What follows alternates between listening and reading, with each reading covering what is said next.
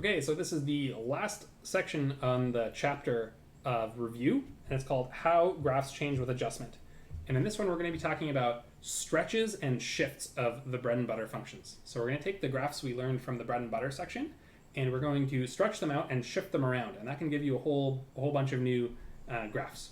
So the general formula for doing this is we're going to start with some function f, which is possibly a bread and butter function, a function that we know, and we're going to stretch it and shift it around. So the way we're going to do this is we're going to use the letters C, K, P, and Q to denote these stretches and shifts. So I'm going to make this new function, which is going to be C times f. So we're going to multiply f by C. Then inside the bracket, we're going to multiply by K. And then we're going to do x minus P plus Q. So this is going to be the convention we're going to use. This is going to be a new function, G. And G is a stretched and shifted version of f. And there are 4 parameters here because you can either stretch and shift in the horizontal direction, so that's 2, or you can stretch and shift in the vertical direction, so that's 3 and 4. So what do these variables have to do? Multiplying on the outside, that's multiplying the whole entire y values of the function, multiplying the output of the function. So that's scaling vertically. So that's what C is going to do. You can also shift vertically, so that's adding something onto the y values. So this Q will do that. So Q will do that. So these are both operations that are applied on sort of on the outside of f. So if you think of f as being a thing, we're applying them after we've applied f. And that is just taking the values we get and doing something to them. That's why it's doing something on the vertical axis. This is the outputs. So manipulating the output. Similarly, or maybe not similarly, maybe we should say the other way to do it is you can apply things before you feed it into f. So you have your function f, and you can either apply changes after, or you can apply things before. So thinking of it as a function and as a machine that has inputs and outputs, the C and the Q are both changes we applied after going through f. And those affected the vertical thing. We're manipulating the outputs. Things that are going on before we put them in f, we're manipulating the inputs. And the inputs are the horizontal axis. So these will affect the inputs. So manipulating the inputs.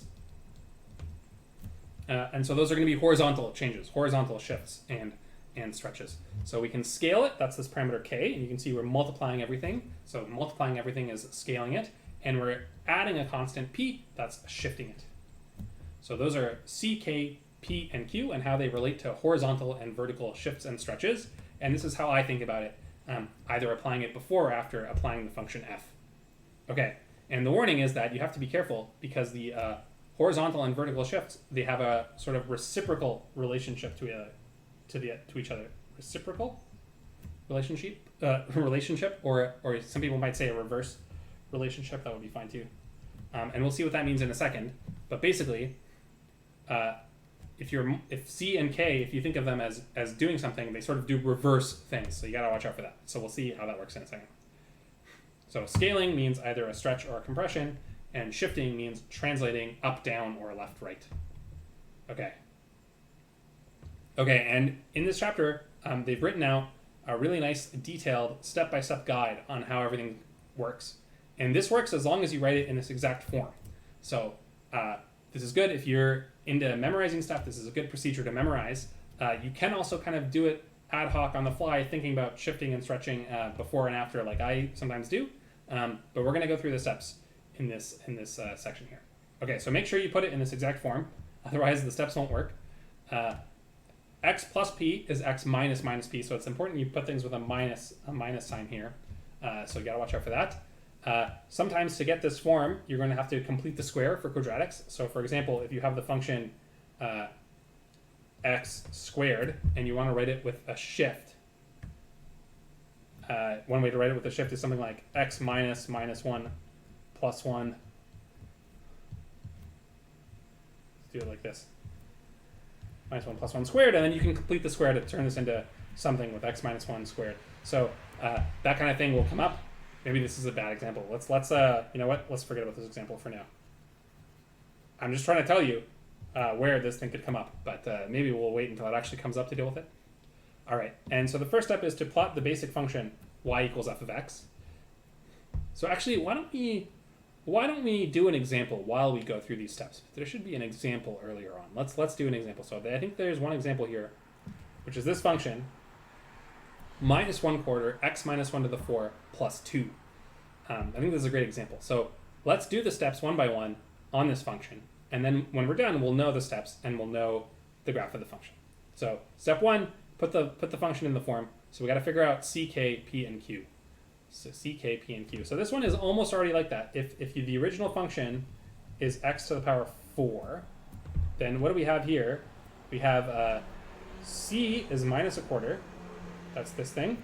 K is 1. K is 1. There's no k. P is 1 plus 1 because it's minus p. And Q is 2. Q is 2. So those are the 4 parameters. And you start by drawing a graph of the original function. So what does f of x equal x to the 4 look like?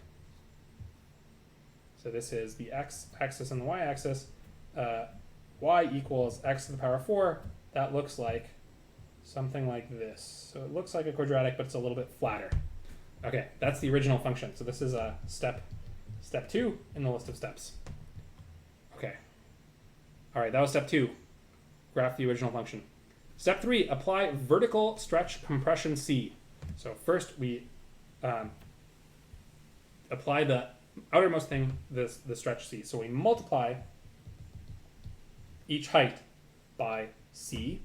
And geometrically, this stretches if C is bigger than 1. So if C is bigger than 1, we're taking things and making them bigger. We're stretching them out. And it compresses if C is less than 1. I should say maybe bigger than 1 or less than minus 1. So, and it flips if X is negative, if C is negative.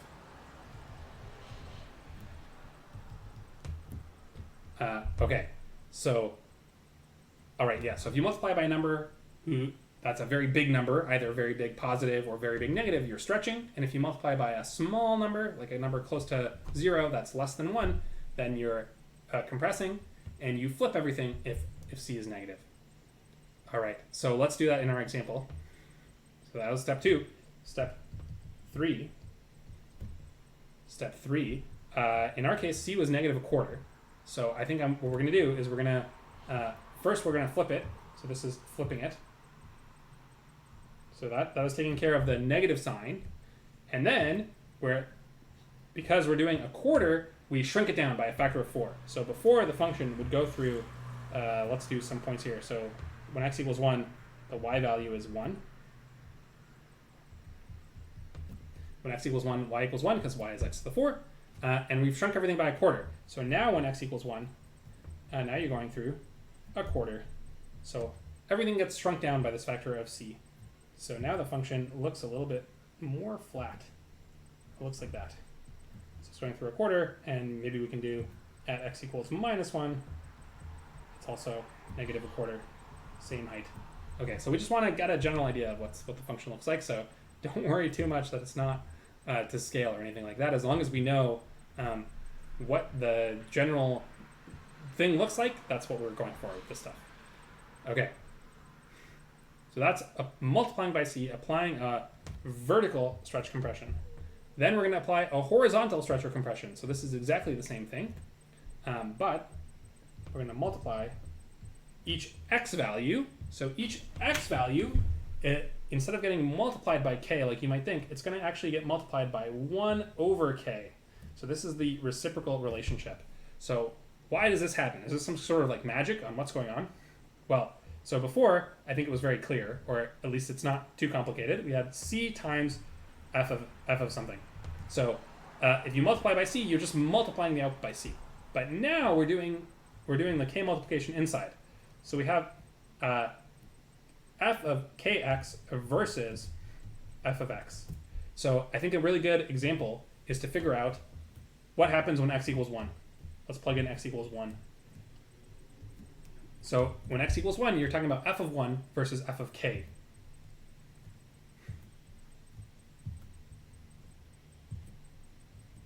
So what happens is the x value before at x equals 1, that gets moved out to where x equals k.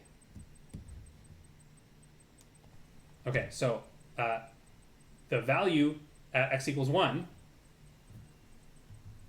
so that was f of 1, it gets replaced by the value f of k. Let me draw this a little bit bigger. So we sort of have the before and the after. So let's do this one in this orange color. So like a good example is something like x squared. So here's f of 1. F of 1. So when x equals 1, and this is height f of 1. And after we do it, when you plug in x equals 1, now you don't get f of 1 anymore. Now you get f of k.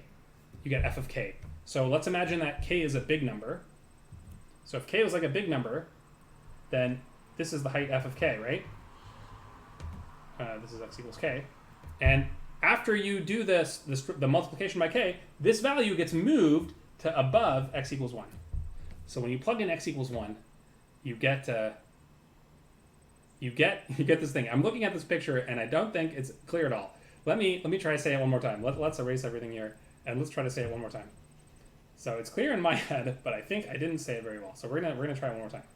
So I'm trying to explain why when you do this thing, it's a reciprocal relationship. Why is it with a factor of 1 over k? And so it has to do with the fact that you're applying it before you feed it into the function f. So what I want you to imagine, this is what I was trying to say, imagine x equals 1. So we're talking about what is the height of the function at x equals 1. And before we did anything, that's f of 1, of course.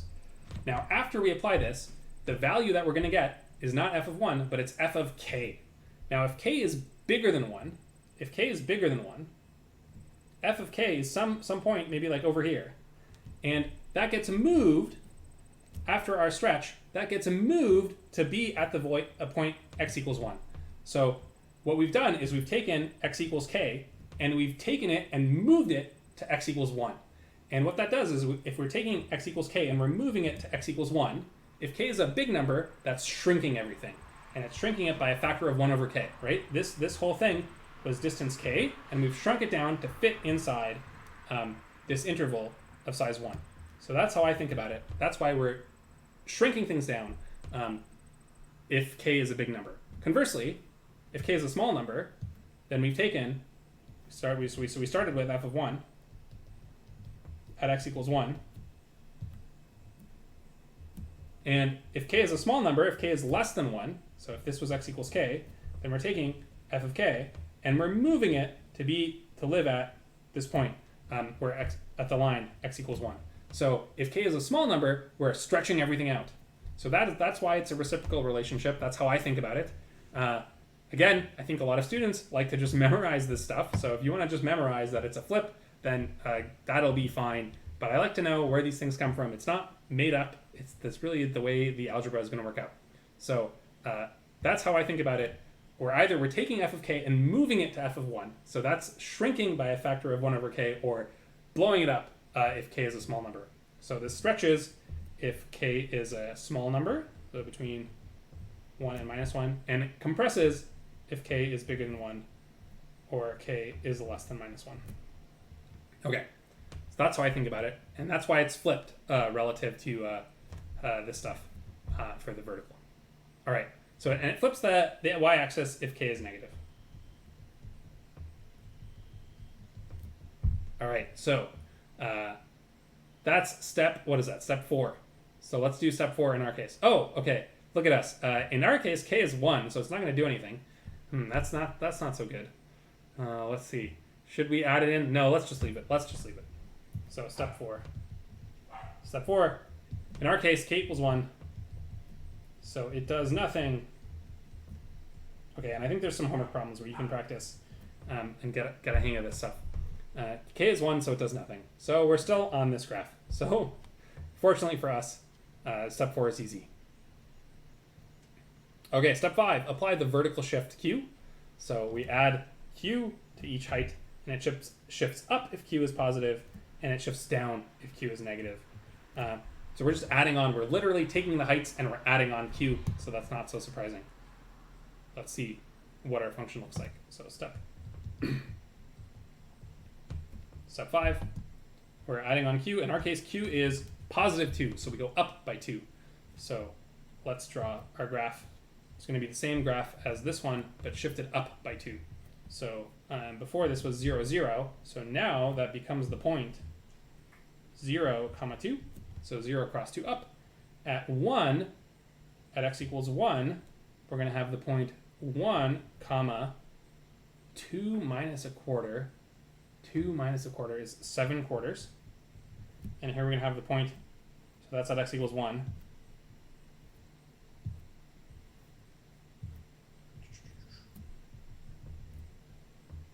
And here is the point negative 1, comma 7 quarters.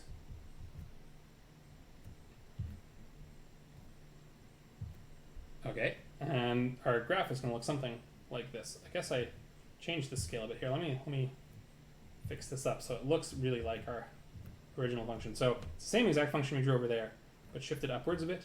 So it looks something like that. Here we go.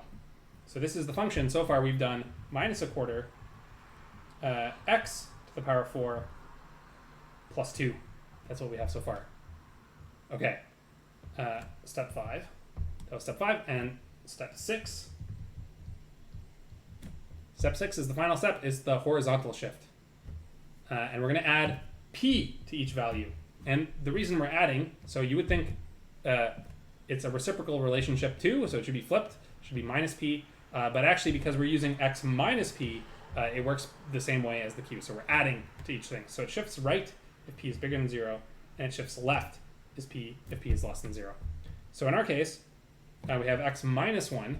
So p equals 1, so we're going to shift the whole thing right by 1. Shift the whole thing right by 1. Okay. So now we're at the point 1, comma 2. And this is the point 2, comma 7 quarters. And this is the point 0, 7 quarters. And what does our graph look like? It looks a little bit like that. Something like that.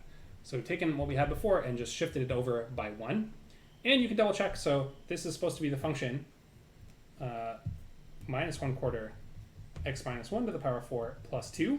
And you can see when you plug in x equals 1 into this guy, you're doing 1 minus 1. And that's the same as plugging in 0 into this guy. So the point where x equals 1 and the point where x equals 0 on the previous graph, they correspond to each other. So that's why we're shifting this way, so it all works out. And okay, here's the most important thing I can tell you about these things is when you're doing your work, always, always, always check it with the graphing calculator. So it's really easy to get bamboozled here. So I'm going to check on Desmos and make sure I did it right.